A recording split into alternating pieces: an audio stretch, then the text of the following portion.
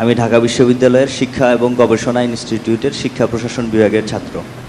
আপনার সাম্প্রতিক একটা বক্তব্যে আমি লক্ষ্য করলাম, আপনি বলেছেন যে ফিলিস্তিনে বর্তমানে যারা নির্যাতিত তাদের জন্য আসলে মুসলিম দেশগুলোর আহাজারি করা বা হাহুতাশ করা বা দুঃখ করা ছাড়া ব্যক্তিগতভাবে আসলে আর কিছুই করার নেই। তা আমি বিশ্ববিদ্যালয়ে যখন যাই, আমি বাইতুল মোকাররম মসজিদের সামনে দিয়ে যাই এবং আমি প্রায় লক্ষ্য করেছি যে এখানে বিভিন্ন ইসলামিক দলগুলোর প্রতিবাদ সমাবেশ হয়, বক্তৃতা দেয়, তারা বিক্ষোভ প্রদর্শন করে। এবং আপনার কথাটার সাথে আমার সম্পূর্ণ মিলে গেল মনে হচ্ছে। আসলে আমাদের হাহুতাশ করা, বিক্ষোভ করা বা আহাজারি করা ছাড়া বোধহয় কিছুই করার নেই। তো আমার প্রশ্নটা হচ্ছে যে আসলে রাষ্ট্রীয়ভাবেই কি আমাদের কিছু করার নেই, যেখানে আমরা বাংলাদেশকে দ্বিতীয় বৃহত্তম একটা মুসলিম রাষ্ট্র হিসেবে বিবেচনা করি? তো ব্যক্তি হিসাবে আমাদের করার কিছু না থাকতে পারে হয়তো, কিন্তু রাষ্ট্র হিসেবে কি আমাদের কিছু করার নেই? এই ব্যাপারটা আপনি কিভাবে দেখছেন? ইহুদি কর্তৃক মুসলমানদের উপর যে আক্রমণ, হামলা, বিমান হামলা, অবরুদ্ধ করে রাখা, অবরোধ আরোপ করে রেখেছে আন্তর্জাতিক সম্প্রদায়, তারা বলছে হামাস মানে মুসলমানরা আগে আক্রমণ করেছে, হামাসকে জঙ্গি গোষ্ঠী, উগ্রবাদী, সন্ত্রাসী ইত্যাদি বলে অভিহিত করা হচ্ছে। কিন্তু হামাসের আক্রমণ তো সেদিনের ঘটনা, কিন্তু এটা তো 48 সাল থেকে এই বিস্ফোড়া ফিলিস্তিনের মানুষকে উচ্ছেদ করে দিয়ে ব্রিটিশ সাম্রাজ্যবাদের ষড়যন্ত্রের অংশ হিসাবে তারা সেখানে ইহুদিবাদকে তারা প্রমোট করেছে। বিবিসি সংবাদ শুনতাম 5 মিনিট শুধু ফিলিস্তিনের সংঘাতের খবর। তো এগুলি শুনে শুনে কিন্তু আমরা বড় হয়েছি। এখন 75 বছর চলছে। 48 সালে যে মানুষটি জন্ম নিয়েছে, আজকে তিনি বুড়ো মানুষ, অনেকে মারা গেছে। এখন মুসলমানদের একটা চেতনা, ইসলামী চেতনা, মুসলমান জাতি, খালি মুসলমান না, আমি দেখি সব জাতির মধ্যেই চেতনা আছে। বাংলাদেশে হিন্দুদের কোনো সমস্যা হলে ভারতবর্ষে হিন্দুদের বিক্ষোভ শুরু হয়। তো এই জাতীয় চেতনা, সাম্প্রদায়িক চেতনা, এটা কিন্তু খালি মুসলমানদের ব্যাপার নয়, এটা সারা দুনিয়ার সব জাতির মধ্যে আছে। আমি বলেছি ফিলিস্তিনি মুসলমানদের উপরে এই যে আক্রমণ হচ্ছে, ইহুদিরা আক্রমণ করছে, বাড়িঘর ধ্বংস করে দিচ্ছে, 250 শিশুকে একসঙ্গে কবর দিয়েছে। সেই শিশুগুলি লাশ নিয়ে যখন মিডিয়ার সামনে এসেছে, কি হৃদয় বিদারক, নির্মম, করুণ দৃশ্য। তো আমি বলেছি যে মুসলমান জাতির মধ্যে এখন মিছিল করবে, বিভিন্ন ধর্মীয় দল আছে, সাধারণ মানুষ এগুলা দিয়ে তাদের কোনো আগ্রহ নাই, ইচ্ছা নাই, কোনো আশঙ্কাও নাই, কিচ্ছু নাই। বিভিন্ন ধর্মীয় দল, ওনারা রাজনৈতিক কর্মসূচির অংশ হিসেবে তারা বিক্ষোভ করবেন। মসজিদে, মাদ্রাসায় আলেমরা ওয়াজ মাহফিলে নামাজের আগে বা পরে তারা মোনাজাত দিবেন, দোয়া করবেন, কান্নাকাটি করবেন। সেটাই আপনি বললেন যে মুসলমানরা এখন বিক্ষোভ করছে, মিছিল করছে, সমাবেশ করছে, মুসলমানদেরকে আসলে কিছু করার নাই। মুসলিম রাষ্ট্র বলি তো বাংলাদেশ হচ্ছে দ্বিতীয় বৃহত্তম মুসলিম কান্ট্রি। ইচ্ছা থাকলেও কিছু করতে পারবেন না। কেন পারবেন না? আমাদের বাংলাদেশের প্রধানমন্ত্রী কিন্তু নিন্দা জানিয়েছেন, প্রতিবাদ করেছেন। তিনি বলেছেন যে ফিলিস্তিনের উপর নির্যাতন বন্ধ করা হোক। ঠিক আছে, এ ধরনের মধ্যপ্রাচ্যের রাজা বাদশারাও কিন্তু আপনার এই ধরনের কূটনৈতিক রাজনৈতিক ভাষা ব্যবহার করে। উভয় পক্ষের সংযত হওয়া দরকার, মানবাধিকারের দিকটা খেয়াল করা উচিত। ফিলিস্তিনের উপর আক্রমণ করা ন্যায়সঙ্গত হবে না, এই ধরনের কথাবার্তা। এই ধরনের রাজনৈতিক কূটনৈতিক ভাষা তারা ব্যবহার করবে, কিন্তু কিছু করবে না। কারণ রশি দিয়ে গলায় বাঁধা, কোমর বাঁধা, পায়ে বেড়ি। এখন রশি, এটা অদৃশ্য রশি। এখন কি ধরনের রশি আপনি বলতে পারেন? বাশার আল আসাদ, তার কোমরে কিসের রশি? জর্ডানের বাদশা, তার কোমরে কিসের রশি? ইরানের কিসের রশি? বাংলাদেশের সরকারের কোমরে কিসের রশি? রশি আছে। আমি পাকিস্তানের কিসের দড়ি আছে? দড়ি আছে। মুসলমান জাতি কয় জাতি ছিল? এক জাতি। নেতা কয়জন? একজন। ইসলামের আকীদা, ইসলামের খেলাফত, খোলাফায়ে রাশিদুনের যুগে, নবী করিম সাল্লাল্লাহু আলাইহি সাল্লামের যুগের রাসূল একজন, জাতি একটা, হুকুম চলতো আল্লাহ। এত শিয়া সুন্নি ভাগ ছিল? ওকে, রাসূল চলে গেলেন, খোলাফায়ে রাশিদুন, সেখানে হযরত আবু বকর থেকে শুরু করে উসমান পর্যন্ত আলীর সময় এসে এই গন্ডগোল করে জাতিটা দুইটা টুকরা করে দিল। বাস শেষ, শুরু, স্টার্ট। আমরা আদর্শ ত্যাগ করেছি, কর্মসূচি ত্যাগ করেছি, জিহাদ ত্যাগ করেছি। ফলে কি হয়েছে? আমরা ইউরোপিয়ানদের গোলামে পরিণত হয়েছি। তারা আমাদেরকে পায়ের নিচে দিল। পতন যখন হলো, আমরা যখন সিরাতুল মুস্তাকিম ত্যাগ করলাম, আমাদের আলেমরা যখন ছোট্টখাটো বিষয় নিয়ে বাড়াবাড়ি, তর্ক, বাহাস, বিতর্ক, মাসলা, পাল্টা মাসলা, ক্ষুদ্র মাসলা, ইত্যাদি নিয়ে বিতর্ক বাহাস করতে লাগলো, তখন আমরা কি করলাম? দুর্বল হয়ে গেলাম। তো দুর্বল হলে কি হয়? ঐক্য নষ্ট হলে কি হয়? দুর্বল হয়ে যাওয়ার পরে এর মধ্যে কিন্তু আমরা জেহাদ বাদ দিয়েছি। আমরা জাল হাদিস আবিষ্কার করেছি, আত্মার বিরুদ্ধে জেহাদ বড় জেহাদ, অথচ আল্লাহর দ্বীন প্রতিষ্ঠার জন্য শত্রুর বিরুদ্ধে জেহাদ বড় জেহাদ, এটা আল্লাহ কোরআনে বললেন। আর আমাদের এই মুফতিরা বাইর করছেন আত্মার বিরুদ্ধে জেহাদ বড় জেহাদ। বাস, জাতি মরে গেছে, জাতি ভেতরে মরে গেছে, জাতির প্রেরণা গায়েব হয়ে গেছে, ঐক্য ধ্বংস হয়ে গেছে। কারণ ছোট্টখাটো বিষয় নিয়ে মারামারি করলে ঐক্য থাকে না। আর জেহাদ ত্যাগ করলাম, ঐক্য নষ্ট করলাম, আদর্শ ত্যাগ করলাম, তখন আমরা কি করলাম? ব্রিটিশদের কাছে পরাজিত হয়ে গেলাম, ইউরোপিয়ানদের কাছে পরাজিত করার পর এই যে তারা আমাদের গলায় রশি দিল, কোমরে রশি দিল। তারা কি করলো? পুরো মুসলিম বেল্ট টুকরা টুকরা করে বিভিন্ন জাতি রাষ্ট্রে ভাগ করলো। এটার নাম নেশন স্টেট। এই ভৌগোলিক সীমানা কিন্তু ভাই এমনি এমনি হয় নাই। ইউরোপিয়ানরা, সাম্রাজ্যবাদীরা তারা নিজেদের স্বার্থে কোনো কোনো সীমানা দিয়ে তারা নিজেরা সৃষ্টি করেছে। এবার এই ভৌগোলিক রাষ্ট্রের ভিতরে আবার এক দল আরেক দলের বিরুদ্ধে লাগিয়ে দিয়েছে। তখন যারা বঞ্চিত তারা আবার অধিকার আদায়ের জন্য স্বাধীনতার ডাক দিয়েছে, যেমন কাশ্মীর।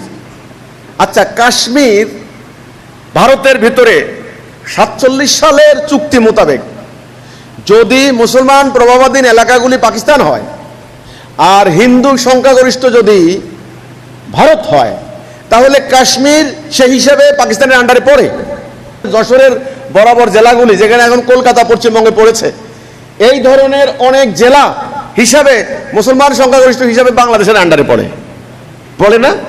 কিন্তু না, তারা করে নাই। তাহলে সূত্র তোমরাই তো মানলা না।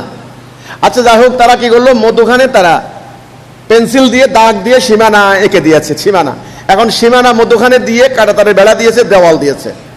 বর্তমানে ইসরায়েলে যে দেওয়াল, এটার দৈর্ঘ্য হলো 50 ফিট, 50 ফিট উঁচা। ফিলিস্তিন থেকে আলাদা করেছে মানে ইসরায়েলের দেওয়াল।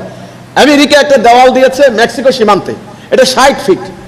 মানুষ লম্বা মই দিয়েও কিন্তু দেওয়াল টপ পেতে পারে না। দেওয়ালের উপরে আবার সিসি ক্যামেরা সেট করে রাখছে, আপনার ডগ স্কোয়াড প্রতিনিয়ত পাহারা দিচ্ছে, রাইফেল নিয়ে সৈন্যবাহিনী দাঁড়িয়ে আছে, আবার কাঁটাতার তারের মধ্যে বৈদ্যুতিক বিদ্যুৎ সংযোগ লাগিয়ে দিয়েছে। আপনি কোনোভাবেই দেওয়াল টপ পেতে পারবেন না। তারা কি করলো? মুসলিম বিশ্বকে এইভাবে টুকরো টুকরো টুকরো করে তারা জাতি রাষ্ট্রে ভাগ করে দিয়েছে। এই প্রত্যেকটা টুকরার জন্য আলাদা সরকার, আলাদা সংবিধান, আলাদা শাসন ব্যবস্থা।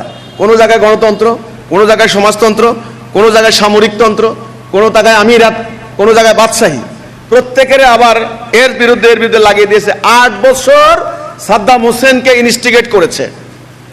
তাদের ইনস্টিগেশনে সাদ্দাম হোসেন ইরানের বিরুদ্ধে নতুন তখন ইরানিরা বিপ্লব করেছে, আপনার শিয়া বিপ্লব ইমাম খোমেনির নেতৃত্বে। এটা আমরা বলতে পারি শিয়া রেভলিউশন বা শিয়া বিপ্লব।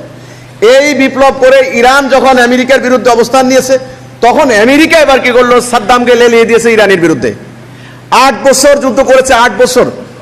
এই ইরান ইরাক সীমান্তে হাজার হাজার লক্ষ লক্ষ মুসলমানের জীবন গেছে, ইরাকের গুলিতে, ইরানের গুলিতে। আচ্ছা, এদের কাছে তখন ইরান হলো মুখ্য জাতীয়তাবাদী পরিচয়, বাঙালি পরিচয়, ভারতীয় পরিচয়, পাকিস্তানি পরিচয়। 71 সালে পাকিস্তানকে আমরা মেরেছি, পাকিস্তান আমাদেরকে মেরেছে। এখানে মোমেন মুসলমানের পরিচয় রইল না। তাহলে তারা কি করলো? জাতি রাষ্ট্রে টুকরা টুকরা করে জাতিটাকে, দুনিয়াটাকে ভাগ করে দিল, এক রাষ্ট্রকে আরেক রাষ্ট্রের বিরুদ্ধে লাগিয়ে দিল। ফলে সীমান্তে সীমান্তে সংঘাত সংঘর্ষ বেঁধে গেল। মুসলিম নামক জাতি, এই জাতিকে সৃষ্টি করছেন কে? আল্লাহ রাসূল। কার নির্দেশে? আল্লাহর নির্দেশে। আচ্ছা, মুসলমান জাতিকে ঐক্যবদ্ধ রাখার, আচ্ছা বলেন তো, সূত্রটা কি ছিল? কোরআন, তাওহীদ। এই বিধানটা, আল্লাহর কোরআনটা মানার কারণে যেখানেই থাকুক তারা ঐক্যবদ্ধ জাতি থাকবে।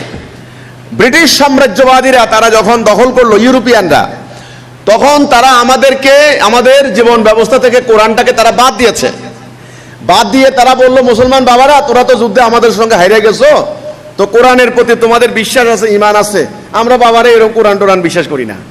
আমরা হলাম বস্তুবাদী সভ্যতা, আমরা হাসর পরকাল এগুলো বিশ্বাসও করি না। আমাদের দেশে যারা বাইবেল পাঠ করে আমরা ওদেরকে বলি অর্থোডক্স, বা ওদেরকে বলি ফান্ডামেন্টালিস্ট, মৌলবাদী। এরা কিছু বোঝে না, এরা গির্জা পড়ে থাকে, থাক বাড়া গির্জা পড়ে থাকে। তো তোমরা যারা কোরআন মুখস্থ করো, কোরআন পড়ো, বিশ্বাস করো, কোরআন মসজিদে ঢুকো, মাদ্রাসা ঢুকো, ঢুকে ঢুকে তোমরা কোরআন শরীফ পড়ো, যত পারো, 1 হরফে 10 নাকি, সমস্যা নেই, আমরা মাদ্রাসা দিয়ে দিব, তোমরা পড়ো। কিন্তু কোরআন নিয়ে কিন্তু রাষ্ট্র ব্যবস্থা আসতে পারবে না। রাষ্ট্রে হুকুম চলবে আমাদের, আইন চলবে আমাদের। ফলে আমাদের মুসলিম বিশ্বের যতগুলা রাষ্ট্র, 55 থেকে 60টা রাষ্ট্র, সেই আটলান্টিকের তীর থেকে ইন্দোনেশিয়া পর্যন্ত প্রত্যেকটা রাষ্ট্রকে টুকরা টুকরা টুকরা করে আলাদা করে করে প্রত্যেকটা রাষ্ট্রের সংবিধান আলাদা, সরকার আলাদা, পার্লামেন্ট আলাদা, বিভিন্ন রাজনৈতিক দলের তরিকা আলাদা। এই সীমানার কারণে, জাতি রাষ্ট্রের কারণে পুরো মুসলিম বিশ্ব টুকরা টুকরা হয়ে গেছে। এখন প্রত্যেকের যার যার জাতিগত স্বার্থই মুখ্য। এখানে ইমানের দাবি, মুসলমানের দাবি, কোন মুসলমানদের উপর কি হচ্ছে না হচ্ছে, এগুলি এখানে মুখ্য নয়। যখন মিয়ানমারে হামলা হলো, আমি দেখলাম ঢাকায় রাজধানীতে লাফায় লাফাইয়া কিছু মাদ্রাসার মৌলবী আছে, কিছু পোলাফাইন ক্যান্টনমেন্টের মতো মাদ্রাসা থাকে, এদেরকে নিয়ে বের হয়। গার্জিয়ানকে দেখানো যায় যে হুজুররা না থাকলে ইসলাম থাকতো না। আমি নিজের কানে শুনলাম, বলল মিয়ানমারের সীমান্ত খুলে দেন, আমরা চলে যাব, আমরা মিয়ানমার দখল করব। এই কাশ্মীরে যখন এই হামলা হলো না, এই বর্ডার খুলে দেন, দিল্লি হামারা হ্যায়, কাশ্মীর হামারা হ্যায়, সারে জাহাঁ সে হামারা হ্যায়। আরে বেটা যাও না, সারে জাহাঁ সে হামারা। যারা এই হাদিসের আমল করে আইছো সারা জীবন, আত্মার বিরুদ্ধে জেহাদ বড় জেহাদ। যারা সারা জীবন পীর মুরিদি ব্যবসা করে আইছো, তারা সারে জাহাঁ সে হামারা হ্যায়, এটা তো কোনো লাভ নাই। যাও না, খুলে দাও, হারাম যাবে না, হারাম যাবে না। এক নাম্বার, এরা পারবে না, এরা এই লোক দেখানো দোয়া করবে, এই বিক্ষোভ করবে, এইগুলা করবে, কিচ্ছু করতে পারবে না। জাতি রাষ্ট্র মারাত্মক জিনিস, নেশন স্টেট। আপনি ইচ্ছা করলেও পারবেন না, আপনি দোয়া করবেন, প্রার্থনা করবেন, আপনি মিছিল করবেন, বিক্ষোভ করবেন, ওই নিজের দেশের পুলিশের উপর হামলা করবেন, পুলিশ টিয়ার গ্যাস মারবে।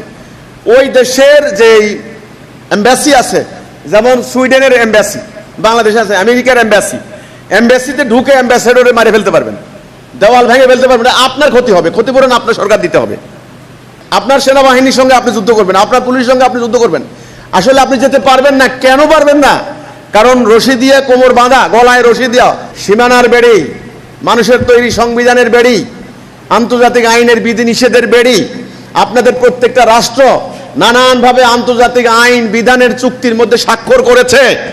ইচ্ছা করলেও আপনারা যেতে পারবেন না।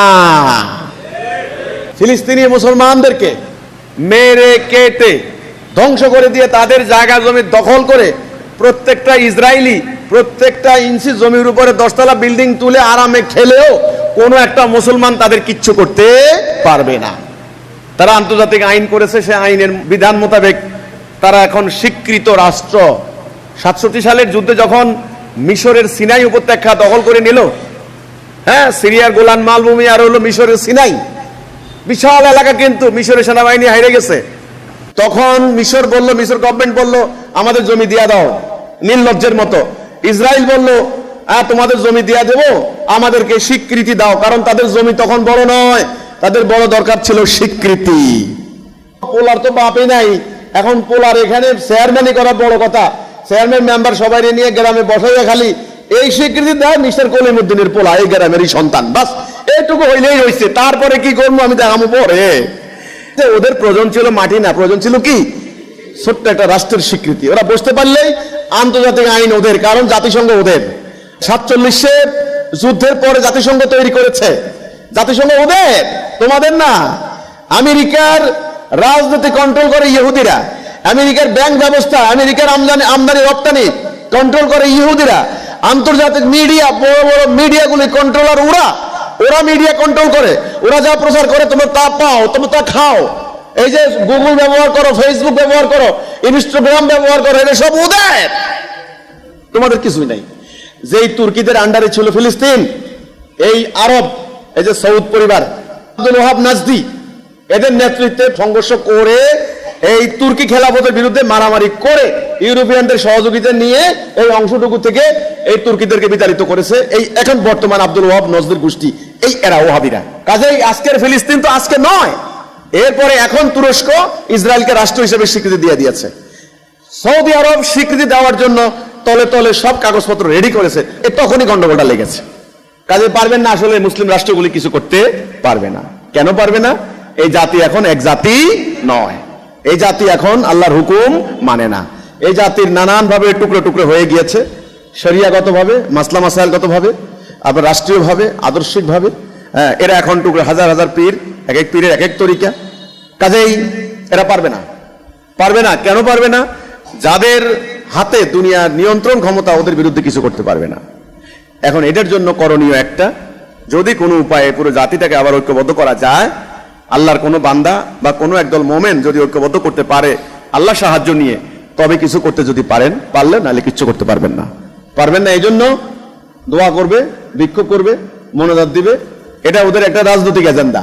কারণ ধর্মীয় রাজনীতি করে, কিন্তু ধর্মীয় রাজনীতি করার কারণে জনগণের মনোযোগ আকর্ষণ করতে হবে, জনগণকে দেখাইতে হবে যে আমরা ইসলামিক সেন্টিমেন্ট কতটুকু ধারণ করি। দেখো দেখো, আসলে কার্যকরী কিছু হবে না, ফলাফল কিছু হবে না। আমার এই বক্তব্য শুনলে হয়তো সমালোচনা করতে পারেন যে হিজবুত তৌহিদের ইমাম আমাদের ভালো চোখে কিছু দেখে না।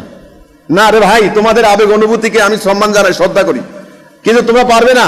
টেকসই সমাধান নয়, এটা কার্যকরী সমাধান নয়। এগুলোতে কিচ্ছু হবে না। ইসরায়েল আয়তনে আরো বাড়বে, আমি প্রেডিকশন করতে রাজি নই, আমি পীর ফকির না। যদি এই তালে চলতে থাকে, পুরো আরব বিশ্ব ইসরায়েলের পেটে চলে যাবে। আগামী 2 বছর পর ইসরায়েলের মানচিত্র আর এরকম থাকবে না। তাড়াতাড়ি রেডি হন, তাড়াতাড়ি তৈরি হন, তাড়াতাড়ি ঐক্যবদ্ধ হন, তা না হলে কিচ্ছু করতে পারবেন না, কোনো লাভ হবে না।